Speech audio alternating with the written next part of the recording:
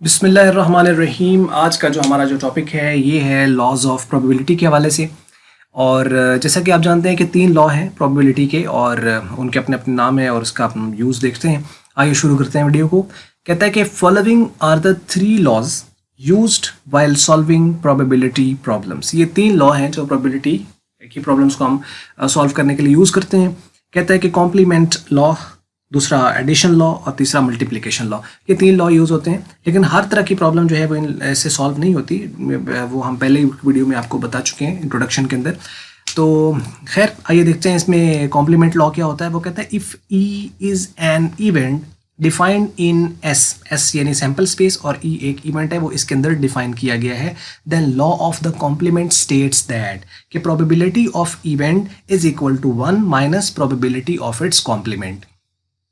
यानी इवेंट के कॉम्प्लीमेंट की प्रोबेबिलिटी को अगर हम 1 में से निकाल दें तो इवेंट की प्रोबेबिलिटी आ जाएगी, और अगर आपके पास जो है वो इवेंट की प्रोबेबिलिटी को माइनस कर दिया जाए तो उसके कॉम्प्लीमेंट की प्रोबेबिलिटी आ जाएगी। यानी हम इसी इक्वेशन से हम ये भी कह सकते हैं, और लिखा हुआ है यहाँ पे कि प्रोबेबिलिटी ऑफ द कॉम्प्लीमेंट जो होगी वो 1 minus probability of event E वो होगी। या हम इसको यूँ भी कह सकते हैं कि अगर हम इवेंट उसकी की प्रोबेबिलिटी और उसके कॉम्प्लीमेंट की जो प्रोबेबिलिटी है उनको हम ऐड करें तो वो 1 आ जाएगा। यानी अब ये ई और ये क्या है, ई कॉम्प्लीमेंट, अगर हम इसको कह देते हैं कि ये जो है ये प्रोबेबिलिटी ऑफ इवेंट है जो कि किसी चीज़ के होने की प्रोबेबिलिटी है, तो जो कॉम्प्लीमेंट होगा वो उसके ना होने की प्रोबेबिलिटी होगी। क्योंकि कॉम्प्लीमेंट का मतलब क्या होता है, यानी उसका उल्ट। यानी ट्रू का कॉम्प्लीमेंट होता है फॉल्स, फॉल्स का कॉम्प्लीमेंट होगा ट्रू। अगर आपके पास बाइनरी, कंप्यूटर की जो बाइनरी होती है उसमें 2 नंबर होते हैं 0 एंड 1, अगर उसमें हम बात करें तो 0 का कॉम्प्लीमेंट 1 होता है, 1 का कॉम्प्लीमेंट 0 होता है। तो ये इस तरह है। सक्सेस है तो सक्सेस का कॉम्प्लीमेंट क्या होगा, फेलियर। फेलियर का कॉम्प्लीमेंट क्या होगा, सक्सेस। सिमिलर पैटर्न्स के ऊपर जो है वो ये चलती है। तो अब आप देखिए यहाँ पे कि प्रोबेबिलिटी ऑफ ई जो है is the probability of occurrence of an event. क्या हम इसे कह देते हैं अकरेंस। हम ये भी कह सकते हैं कि ये नॉन अकरेंस की है, लेकिन अगर ये ई जो है प्रोबेबिलिटी ऑफ ई अगर ये नॉन अकरेंस की प्रोबेबिलिटी हुई तो फिर ये जो इसका कॉम्प्लीमेंट होगा वो उसकी अकरेंस की प्रोबेबिलिटी हो जाएगा।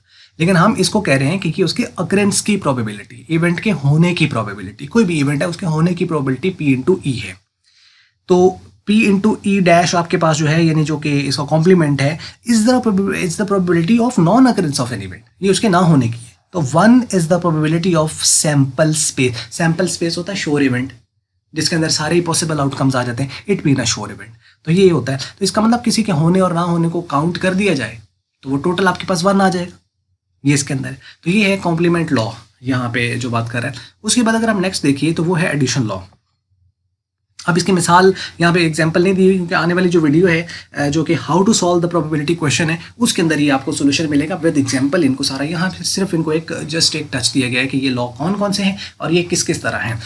वैसे मैं आपको बता दूं कि जैसे मैं कहता हूं कि जी हेड के आने की प्रोबेबिलिटी जो है वो एक सिक्का फेंकने की 1/2 है, तो उसके टेल के आने की प्रोबेबिलिटी क्या होगी, या मैं यूँ कह दूं कि हेड के ना आने की प्रोबेबिलिटी क्या है, तो वो भी 1/2 है क्योंकि टोटल आउटकम्स 2 हैं और हेड की अगर 1/2 है, इक्वली लाइकली है, तो उसके कॉम्प्लीमेंट की भी वही होगी क्योंकि इक्वली लाइकली होंगे, दोनों के चांसेस इक्वल है। तो इसका मतलब इक्वली लाइकली जो आपके पास होते हैं इसके अंदर उसके कॉम्प्लीमेंट की प्रोबेबिलिटी की वही होती है। तो ये हो गया यहाँ तक। अब नेक्स्ट आइए इसको देखते हैं एडिशन लॉ। कहता है addition law of the probability is used for mutually exclusive events. जो म्यूचुअली एक्सक्लूसिव इवेंट्स होते हैं उसके लिए हम पीछे पढ़ चुके हैं। म्यूचुअली एक्सक्लूसिव इवेंट्स के ऊपर वीडियो जो है वो आपके मौजूद है चैनल के ऊपर, उसको आप ज़रूर देखिए। और यहाँ पे वो कहता है कि जो म्यूचुअली एक्सक्लूसिव इवेंट्स होते हैं उसके लिए हम कौन सा लॉ यूज़ करते हैं, addition law. And not mutually exclusive जो इवेंट्स होते हैं उसके लिए भी हम कौन सा लॉ यूज़ करते हैं, एडिशन लॉ। लेकिन दोनों में फ़र्क है, फार्मूला थोड़ा सा चेंज हो जाता है। ये जो फार्मूला दिया हुआ है असल में इसे कहते हैं जनरल लॉ ऑफ एडिशन या जनरल फार्मूला ऑफ एडिशन, ये आपके पास ये कहलाता है प्रोबेबिलिटी का।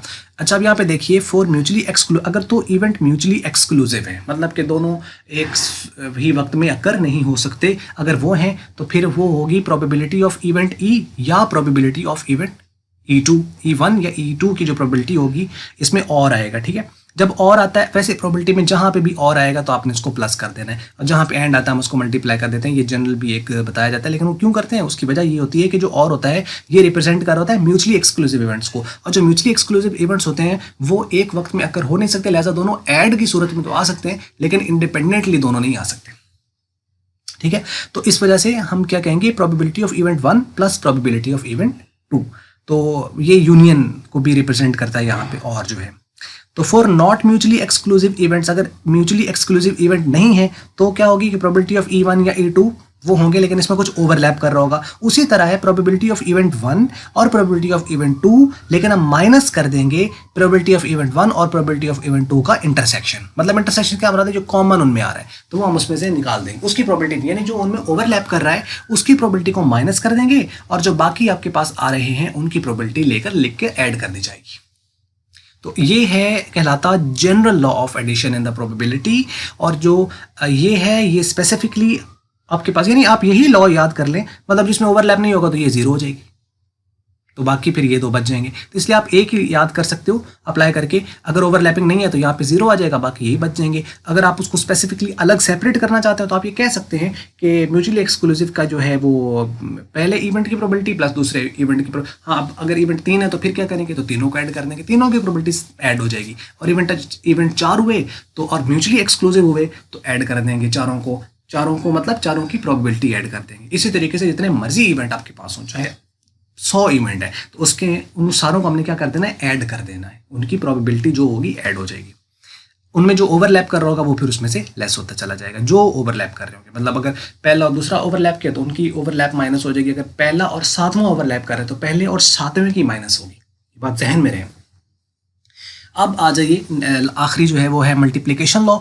कहते हैं multiplication law is use for independent events. जो इंडिपेंडेंट आपके पास इवेंट्स होते हैं उसके लिए हम ये यूज़ करते हैं। इवन इंडिपेंडेंट इवेंट्स के लिए भी और डिपेंडेंट इवेंट्स के लिए भी हम ये यूज़ करते हैं। इंडिपेंडेंट और डिपेंडेंट दोनों के लिए इसको मल्टीप्लिकेशन लॉ को यूज़ किया जाता है, लेकिन थोड़ा सा डिपेंडेंट इवेंट्स के लिए जो है वो थोड़ा सा ये चेंज आ जाता है और इंडिपेंडेंट के लिए तो सिंपल हम उसको मल्टीप्लाई कर देते हैं। अब आइए इसको देखते हैं क्या होता क्या है असल में। फॉर इंडिपेंडेंट इवेंट के लिए क्या होता है कि प्रोबेबिलिटी ऑफ E1 एंड अब यहाँ पे एंड आ गया और यहाँ पे E1 नहीं है, यहाँ पे E2 है।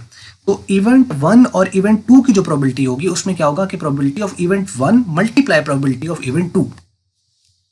अब क्यों मैंने मल्टीप्लाई लगाया, क्योंकि एक तो ये इंडिपेंडेंट इवेंट है इस वजह से, दूसरी बात ये है कि यहाँ पे एंड आ रहा है और प्रोबेबिलिटी में जहां पे भी एंड आए तो आपने क्या कर देना, उनके दरमियान मल्टीप्लाई कर देना है। जहां पे भी एंड का लफ्ज मिल जाएगा आपको प्रोबेबिलिटी के अंदर इवेंट्स के दरमियान, तो वो आपके पास जो होगा मल्टीप्लिकेशन में चेंज हो जाएगा। मतलब 2 अगर आपके पास इवेंट है तो दोनों मल्टीप्लाई हो जाएंगे, दोनों की प्रोबेबिलिटी मल्टीप्लाई हो जाएगी। 3 हुए तो तीनों की प्रोबेबिलिटी मल्टीप्लाई, 4 हुए तो चारों की मल्टीप्लाई, 5 हुए तो पांचों की मल्टीप्लाई हो जाएगी। डिपेंड करता है कितने इवेंट गिवन है। ये तो हो गया इंडिपेंडेंट इवेंट्स के साथ। जब डिपेंडेंट इवेंट होते हैं तो उसके अंदर क्या होता है, डिपेंडेंट इवेंट इंडिपेंडेंट के ऊपर हम पहले वीडियो बना चुके हैं। अगर आपको वो नहीं पता तो पिछले आप लेक्चर्स के अंदर उसको आप देखिए। डिफरेंस वहाँ पे वीडियो आ रही होगी, डिफरेंस बिटवीन द, या उनमें कंपैरिजन किया गया होगा डिपेंडेंट और इंडिपेंडेंट का, वो वीडियो आप देख लीजिएगा। तो अब इसमें देखिए डिपेंडेंट इवेंट अगर आपके पास होगा तो उसके अंदर एक इवेंट हो चुका होता है। आपको कौन सा हो चुका होता है, जो नीचे आ रहा होता है। तो बी हो चुका है और ए की वो पूछ रहा है, तो इसे हम कहते हैं probability of event A when B is given, या probability of event A upon B. वो किसके बराबर होती है, probability of A intersection B. Intersection का मतलब इट सेल्फ मल्टीप्लाई होता है और उसके बाद जो है वो आपका यानी एंड होता है ये, और उसमें प्रोबेबिलिटी ऑफ बी उस पर हम डिवाइड कर देंगे। और ये क्या होंगे, number of sample point in A intersection B और number of sample point in B. ये इस तरीके से बने। अब ये फार्मूले से भी कर सकते हैं, इसको हम यूनियन इंटरसेक्शन वाला जो तरीकाकार होता है उससे भी हम कर सकते हैं। इस तरीके से अगर प्रोबेबिलिटी डिपेंडेंट इवेंट वो बी की हमने फाइंड करना है जबकि ए गिवन है, तो क्या बनेगी, probability of B when A is given या probability of B upon A. वो आपके पास क्या हो जाएगा, probability into A intersection B और प्रोबेबिलिटी ऑफ ए, और number of sample point into A intersection B और number of sample point in A जो नीचे होगा वो इस तरीके से आ जाएगा। ये है इसकी प्रोबेबिलिटी को फाइंड आउट करने का जब आपका यानी डिपेंडेंट या इंडिपेंडेंट इवेंट दिए गए हों।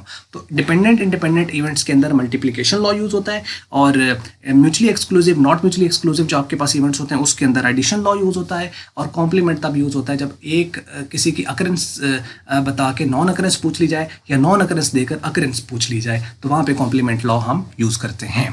तो ये था 3 ही law, complement, addition and multiplication.